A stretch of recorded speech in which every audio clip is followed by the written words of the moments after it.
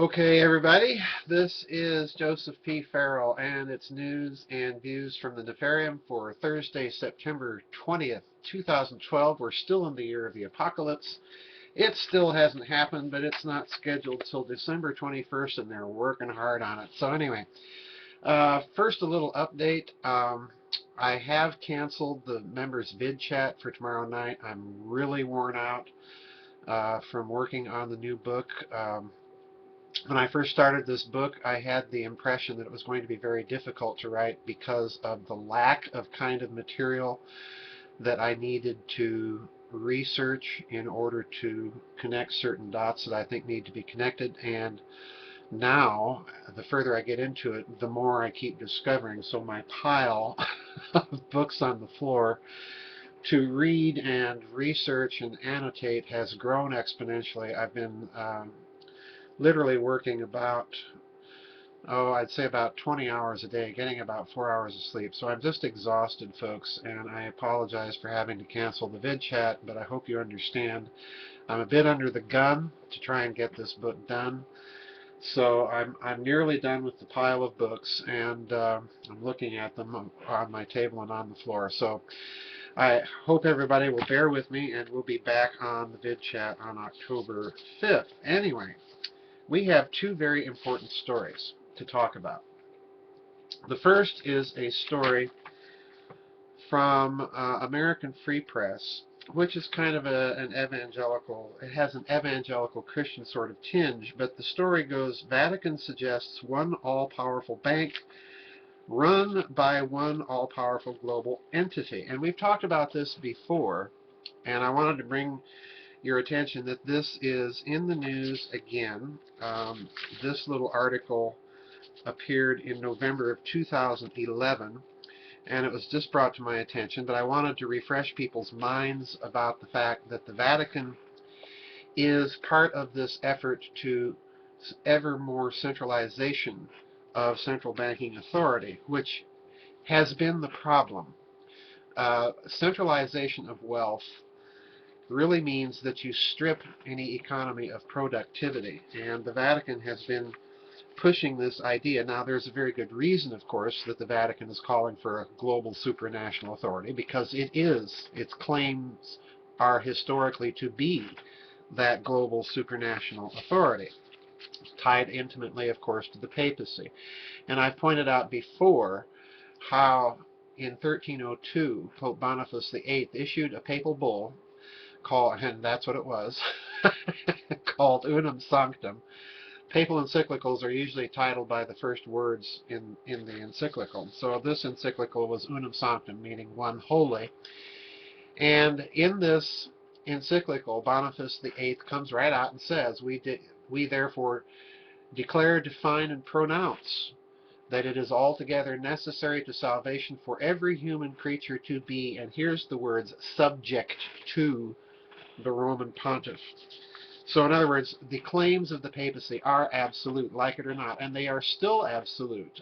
This was kind of reiterated and made a formal dogma at the First Vatican Council in 1870 and 71, where the universal immediate jurisdiction of the Pope, in addition to his infallibility, were decreed by that council. And the really interesting thing here is not so much the infallibility, which personally I regard as one of the most ludicrous and, from a certain point of view, blasphemous claims ever made, but the idea of immediate and universal jurisdiction.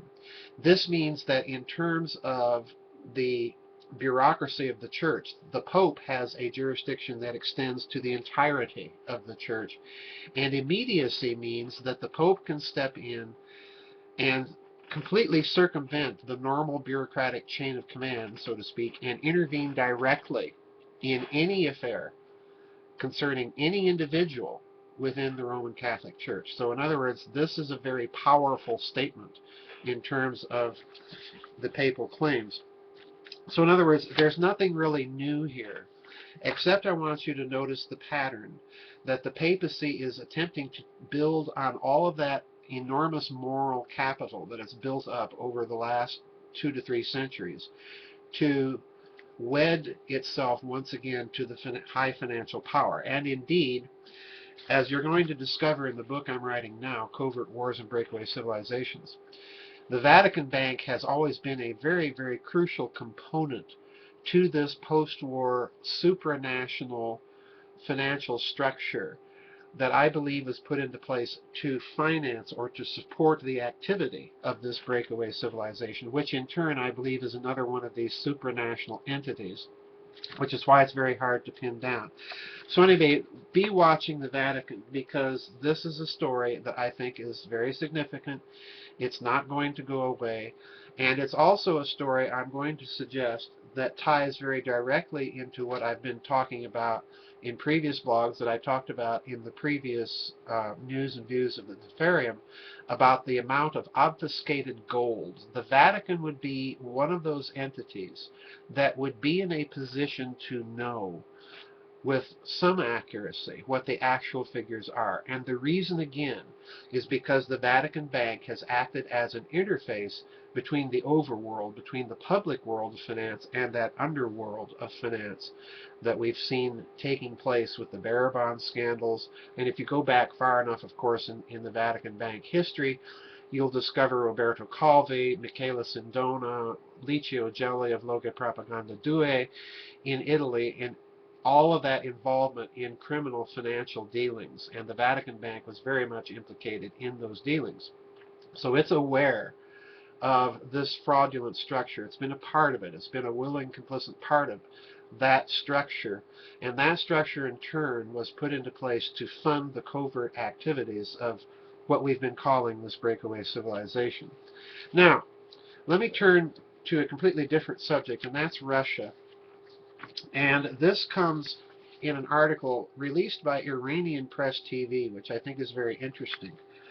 To my knowledge, we haven't heard much about this in American media, but the article which I'm linking on the website version of this News and Views says USAID booted out of Russia. All right. Now, USAID is the United States Agency for International Development. All right. This is a very, very crucial thing for you to understand. These types of agencies are kind of semi-private. They're both connected to the government and they have a private-public face that's more or less detached from it. There are a multitude of these agencies. Now, these agencies, in my opinion, represent the trend that was begun almost as soon as World War II ended, when you had the United States setting up this vast national security apparatus and intelligence apparatus to create private entities or front companies, quite literally, that would carry out their covert operations. There have been a multitude of these agencies spread throughout the world that if you research and dig into their connections, people like George Soros are often connected to these agencies. You will find their personnel involved in so-called spontaneous uprisings within various countries of the world to direct or socially engineer the direction that they want that society to take. We saw it very recently in this country, in my opinion, with two phenomena, the Tea Party and the Occupy movement. Remember, they're going to play both sides of the political aisle, and they're going to manipulate perceptions to drive the cultural debate. In Russia, and in the Ukraine, and Belarus, and so on, these agencies were put in place, and there is every indication that they were involved in the revolution, the so-called color revolutions, particularly in the Ukraine, that detached the Ukraine from the Russian Federation after the crack-up of the Soviet Union. They have been active inside of Russia in attempts to steer the opposition against, guess who? Vladimir Putin. All right? Now, the article states very clearly toward the end from the Russian Foreign Ministry, this is what the Russian Foreign Ministry said when they booted out USAID out of Russia. Now that's a significant thing right there, because it means Russia is no longer willing to allow foreign interference in its internal affairs. Now the Western press is going to portray this as an authoritarian move on Putin's part away from democracy. All right, but let's remember that these so-called opposition movements to Putin very often are penetrated by organizations like USAID, and they're being manipulated ultimately by American intelligence for American geopolitical purposes. All right, the Russian Foreign Ministry said, quote, "It's about attempts to influence political processes, including elections of various types and institutions of civil society, through the distribution of grants," the Russian Foreign Ministry said in a statement. The former U.S. ambassador to the Ukraine, Stephen Pfeiffer, said that the decision reflected Russia's reluctance to see foreign support for pro-democracy efforts on its territory. There you have it right there. In other words, in my opinion, folks, regardless of what we say or think about the authoritarianism of the Putin government, it is clear that the West, the United States primarily, has been meddling in the internal affairs of the Russian Federation, just as I think it's now evident that the West has been meddling in the internal affairs of Libya, the internal affairs of Egypt, the internal affairs of Syria, and so on and so forth. And we saw the attempt in Iran in the elections a couple years ago. So in other words, we're looking at the extension of that same network of covert operations and activity that I suggested way back in the Nazi International was tied to the post-war cells of Nazis and drug lords and so on and so forth that began to network with each other after the war. And of course all of that was plugged in to American intelligence sitting on top trying to control and orchestrate all this activity. So in other words, Russia is responding now to the attempt of the United States to play the game that it has played ever since the 1948 Italian elections after the war, when those elections were basically engineered by the Vatican working in concert with American intelligence to prevent a left-wing government taking over in Italy and, in American thinking, peeling Italy away from the NATO alliance. This is the other thing we have to remember when we're dealing with agencies like this. NATO has become not only a permanent alliance, and I think it was structured that way intentionally from the beginning. My research is indicating some very interesting things. NATO has now also become a global supranational structure with its own covert and intelligence capability. And of course, the United States, being the dominant partner in NATO, is driving most of the agenda here. So Russia's responding in kind. Now here's my prediction for what might emerge from this.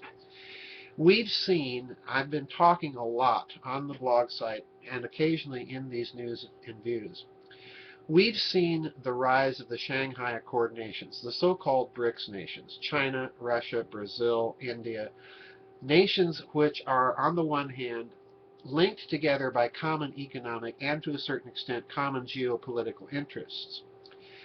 I think you're going to see this in the light of this recent Russian move. I think you're going to see the BRICS nations begin to do something very interesting. They're going to keep up the appearances of joint cooperation with the Western Bloc in those areas where they can do so.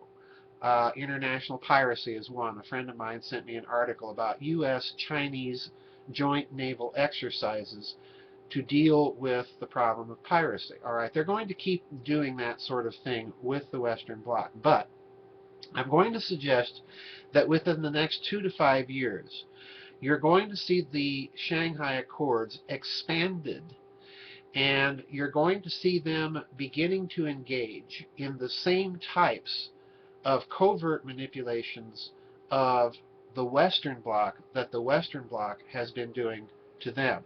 And I think that's going to step up. In other words, I'm not saying that they haven't been doing this, but I think you're going to see that dramatically increased. One sign of this is the massive amount of money that the Russian government has obviously invested in RT-TV, which is a good journalistic outlet and news and analysis source. I make no bones about it. I like it. and it gives you a perspective on events in the West and in the United States that is lacking in our own media. All right, but I also view this as a part of the soft covert war, but you're going to see these nations now expanding their actual covert capabilities. And of course, the West will respond in kind and create false flag events to pin the blame on these nations, to demonize those covert activities. So it's going to be very interesting to see what happens. I wanted to alert you to all this because I think these are developments that are coming down the pike at a pretty fast clip. Anyway, thank you for listening, folks. Again, I want to thank everybody that has been sending articles and emails and so on and so forth. It's become a torrent. And if I don't respond to everyone, it's not that I'm not interested, it's not that I'm not looking at it, it's just I don't have time to acknowledge everybody's contribution. But I do appreciate that. I appreciate the donations, the memberships, and the prayers and the well wishes, and I certainly wish all of you the very best. Bye-bye, everybody. God bless, and we'll see you on the flip side.